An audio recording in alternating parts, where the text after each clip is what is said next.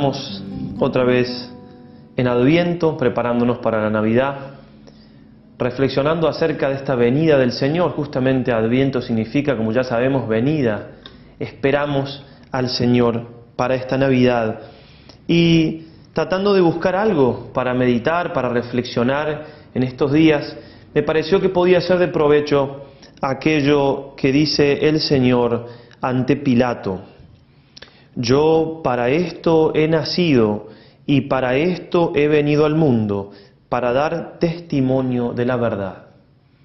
El Señor nació y, como sabemos misteriosamente, nacerá de nuevo en Navidad, nacerá en nuestros corazones de un modo nuevo, para dar testimonio de la verdad. Qué importante es entonces la verdad, para que el mismo Dios tenga que encarnarse en orden a dar testimonio sobre ella. Vamos a ver que la verdad realmente es algo tan importante, dijo un gran autor, Solzhenitsyn, premio Nobel de literatura: una palabra de verdad pesa más que el mundo.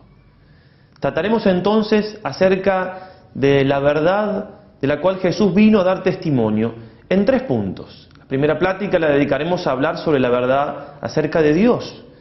La segunda, la verdad acerca del mismo Jesucristo. Y la tercera, la verdad acerca de su iglesia. Comencemos entonces a reflexionar sobre esta verdad de la existencia de Dios, de quién es Dios. Porque Jesucristo es lo primero que nos vino a decir, lo primero que nos vino a enseñar como maestro. Vivimos en un mundo donde el ateísmo práctico o el ateísmo intelectual es bastante común. No tenemos que dejar de pensar que eso realmente es algo grave. Nosotros tenemos inteligencia y voluntad, tenemos deberes y tenemos derechos. Todos los derechos que tenemos nosotros se fundan en deberes, y el primer deber que tenemos en cuanto a la inteligencia es conocer la verdad, y en cuanto a la voluntad, buscar el bien, alcanzar el bien. La primera verdad que tenemos que alcanzar es la verdad sobre Dios. Es la verdad sobre nuestro origen, quién nos creó, de dónde venimos, y que se identifica con la verdad sobre nuestro fin, a dónde vamos, cuál es el motivo de nuestra existencia, para qué estamos en esta tierra. Las dos cosas se identifican, como sabemos, en Dios. El ateísmo, entonces, como negación de la existencia de Dios, es pecado. Es cierto que puede estar disminuida la responsabilidad por las circunstancias de la vida de la persona, o a veces nosotros mismos, que presentamos a un Dios que no es el Dios verdadero a los demás, pero no deja de ser pecado el ateísmo. El Concilio Vaticano I decía: si alguno negare al único Dios verdadero, creador y Señor de las cosas visibles e invisibles, sea anatema. Y en cuanto al agnosticismo, esa incapacidad de no conocer a Dios, de no poder conocer a Dios, que algunos profesan, en definitiva se transforma muchas veces en un ateísmo práctico, como dice el Catecismo de la Iglesia, dice el Concilio: si alguno dijere que Dios, uno y verdadero, nuestro Creador y Señor, no puede ser conocido con certeza a partir de las cosas que han sido hechas con la luz natural de la razón humana, sea anatema. Podría objetar alguno que estoy hablando de un concilio de hace más de 100 años, como que es algo ya pasado, pero la verdad no depende del tiempo, la verdad es inmutable. La verdad de ayer es la misma verdad que hoy. Si no, los evangelios estarían muy pasados de modas, hace más de 2000 años. Por tanto, se trata de hacernos notar la importancia que tiene nuestra fe en Dios, que creamos, que sepamos que Dios existe. Don Orione, a los trabajadores de los arrozales, les decía lo siguiente: trabajadores y trabajadoras de los arrozales, cuidaos de los socialistas y de las socialistas. No confiéis en quienes no tienen religión. Quien no tiene religión no tiene conciencia. No confiéis en ellos jamás. ¿De qué se trata entonces? De abrir los ojos. El justo juzga de todo, dice San Pablo. Por supuesto, no hay que juzgar las intenciones, pero yo tengo que ver en dónde me muevo, con quién vivo, quién me rodea. No solamente para precaverme para cuidarme de las verdades falsas, parece una contradicción, de las falsas verdades, sino también para convertirlos, para acercarlos a Dios. Tengo que darme cuenta, esta persona no cree en Dios, tengo que tratar de ayudarla, pero eso no es bueno. No es inocuo que una persona no crea en Dios. Nace un niño, ¿alguien le va a dar de comer a ese niño, por ejemplo, ceniza o de beber gasolina? A nadie se le ocurre eso, porque al cuerpo, mucho más cuando es pequeño y frágil, hay cosas que le convienen y cosas que no. Bueno, a nuestra alma, a nuestra inteligencia, a nuestra voluntad, le pasa exactamente lo mismo. Hay cosas que son convenientes, la verdad. Incluso hay verdades más importantes unas que otras, y cosas que le hacen daño. Y así como darle ceniza a un niño de pequeño o darle de beber gasolina probablemente le traiga un problema para toda la vida, así pasa cuando de niño a una persona no se le da la verdad, no se le da la comida de la verdad primera y principal, que es que Dios existe. Después de ahí seguirá que Dios ama y demás. O cuanto más cuando se le dice lo contrario, no solamente se le niega esa verdad, sino que se le dice que Dios no existe. Bueno, pasemos a nosotros ahora. ¿Cómo cuidamos en nuestra vida el hecho de que existe Dios, de que me ama, etcétera? Pero en primer lugar de que Dios existe, que no es una energía, que no es una fuerza, es personal. Y por tanto, si es personal, puedo tener un trato con Él. Cuido eso en mi vida. Cuido el alimento que le doy a mi alma, que estudio, con quien hablo, que veo por televisión, que busco en internet. Hay que cuidar la pureza de la fe. Hay que cuidar la manera también que nosotros pensamos, porque a veces incluso hasta el modo de pensar puede estar como disminuido y no somos ni lógicos, sino que nos dejamos llevar por la sensibilidad. Entonces, en este Adviento, en esta Navidad que se acerca, ver a Jesús, que viene al mundo para dar testimonio de la verdad, me tiene que hacer pensar si realmente esa verdad primera, que Dios existe, en mi vida está presente y la vivo realmente como tal. Porque puede ser que crea o que sepa, porque lo descubren las criaturas, pero que no sea consecuente, que sea un ateísmo práctico, que en mi vida no influya en absoluto que Dios exista o no exista. Nuestro Señor dio clarísimo testimonio de que Dios existe. Él fue un hombre muy religioso. Es muy claro leyendo el Evangelio esa intimidad que tenía con el Señor, con su Padre. A los 12 años, como sabemos, como nos relata el Evangelio de Lucas, se quedó en el templo porque tenía que ocuparse de las cosas de su Padre, como le dijo a María y a José. Esa familiaridad de Cristo con su Padre hace que lo conozca como ninguno. Dice, por ejemplo, en Mateo 11:25, yo te bendigo, Padre, Señor del cielo y de la tierra, porque has ocultado estas cosas a sabios e inteligentes y se las has revelado a los pequeños. ¿Cómo conocía él a su Padre? Lo que su Padre hacía o dejaba de hacer. También tenía, por supuesto, una gran confianza. Cuando está por resucitar a Lázaro, nuestro Señor reza así, te doy gracias, Padre, porque me has escuchado. Yo sé que siempre me escuchas, pero lo he dicho por la gente que me rodea, para que crean que tú me enviaste. Yo sé que siempre me escuchas. Gran confianza. Habla el Señor también, para que sepan que tú me enviaste. Jesús se sabía enviado del Padre, y hacía solo y exactamente lo que el Padre quería. Y hablaba incluso solo lo que el Padre le indicaba que tenía que hablar. Dice así en Juan 12:49, yo no he hablado por mi cuenta, sino que el Padre que me ha enviado me ha mandado lo que tengo que decir y hablar. Y yo sé que su mandato es vida eterna. Por eso, lo que yo hablo, lo hablo como el Padre me lo ha dicho a mí.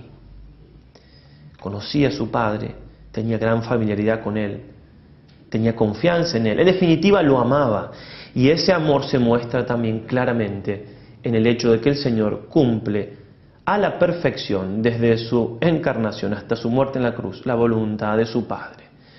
Cosa que se ve en toda su vida, pero muy clara quizás en la agonía del huerto. Padre mío, si puedes, que pase de mí este cáliz, pero que no se haga mi voluntad, sino la tuya. Algo más que nos dice el Señor, no poco importante, sobre Dios, además de su existencia, además de darnos ejemplo de cómo es su relación para con Él, es algo que venimos diciendo, y es el hecho de que Dios es Padre, Qué gran verdad y cómo la expresó el Señor. Las gentes decían en tiempos de Cristo, Juan 7:26, jamás un hombre ha hablado como habla este hombre. Nosotros podemos ir al Antiguo Testamento y ver que alguna que otra referencia a la paternidad de Dios hay, mínima. Pero podemos decir con mucha precisión, nadie jamás ha hablado de Dios como Padre como este hombre. Es la gran revelación que Dios es nuestro Padre, que Dios es mi Padre. Decía un autor, el que esto cree entiende todo. San Hilario hermosamente rezaba, yo tengo conciencia de que es a ti, Dios Padre Omnipotente, a quien debo ofrecer la obra principal de mi vida, de tal suerte que todas mis palabras y pensamientos hablen de ti. Y el mayor premio que puede reportarme esta facultad de hablar que tú me has concedido es el de servirte, predicándote a ti y demostrando al mundo que lo ignora, a los herejes que lo niegan, lo que tú eres en realidad, Padre. Profundas palabras del Santo. Nosotros contemplando en este tiempo al Señor en el pesebre, en Belén, en brazos de María, tan niño, tan frágil, pensemos que justamente un niño habla de un padre. Pensemos si somos tan niños en manos de Dios, si nos sabemos hijos de tan buen padre, si nos sentimos amados por Dios. No poco influye en esto la relación que hayamos tenido con nuestro Padre de la tierra, si es que lo tuvimos, o con la persona que ocupó su lugar. A veces una mala relación, una difícil relación también dificulta nuestra relación con Dios Padre, porque obviamente trasladamos inconscientemente la idea que tenemos de Padre de la tierra a la idea que tenemos de Padre del cielo. Por eso se habla también de los ateos sin padres. Son ateos porque no han tenido un padre o no ha hecho las veces de el que tuvieron aquí en la tierra. Por eso es muy bueno reflexionar y meditar acerca de la idea que tenemos de Padre, de cómo nosotros pensamos que Dios es Padre, porque es importantísimo qué pensamos de Dios, quién es Dios para nosotros.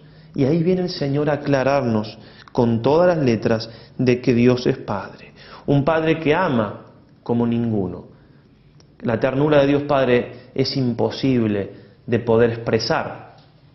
Estamos ahora por entrar nosotros, ya estamos en el año de la misericordia, en el jubileo de la misericordia. Bueno, acercarse a ese Padre misericordioso, a ese Padre que nos ama infinitamente, es reconocer también su paternidad amorosa. Ese Padre tanto nos ama, tanto nos amó, que ni siquiera perdonó a su propio Hijo por el bien de nuestras almas, por nuestra salvación. Dice así la Escritura, dice así el Señor, porque tanto amó Dios al mundo que dio a su Hijo unigénito, para que todo el que crea en Él no se pierda, sino que tenga vida eterna. Cuenta Sedulio, un poeta, sacerdote latino de los primeros siglos de la Iglesia, que había en Tesalia un hombre que fue a cazar, un cazador, dejó a su hijo junto a un árbol y bajó a las piedras de un río a cazar. Cuando volvió, encontró una serpiente enroscada en su hijo. Situación difícil. Si tiraba para matar a la serpiente, probablemente mataba al hijo. Si no tiraba, la serpiente lo mataría igual. Pensó un poco, finalmente tomó la flecha, tensó el arco y disparó. Con tanta perfección, con tanta exactitud que mató la serpiente sin tocar a su hijo. Y reflexiona Sedulio de la siguiente manera, dice, ars fuit esse patrem. O sea, la destreza que tuvo no fue destreza propiamente, fue que era padre.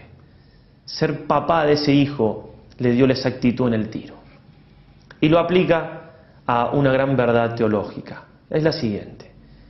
La serpiente del paraíso, el demonio, se enroscó al hombre, a Adán, por el pecado. Pero también se enroscó a Cristo, porque Cristo asumió nuestro pecado. El Padre, nuestro Padre del cielo, tenía entonces Por un lado que salvar al hombre y por otro lado también salvar a Cristo.